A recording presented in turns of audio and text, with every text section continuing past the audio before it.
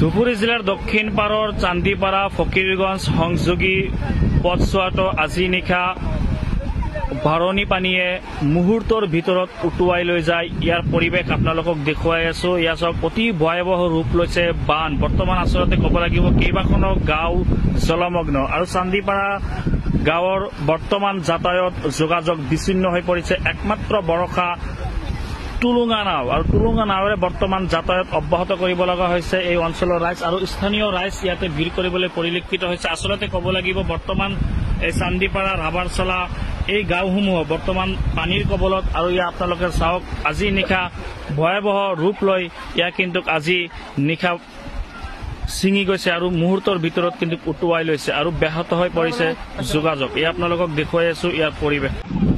ধুবুৰী জিলাৰ দক্ষিণ পাৰৰ চান্দিপাৰা ফকীৰগঞ্জ সংযোগী পথছোৱাটো আজি নিশা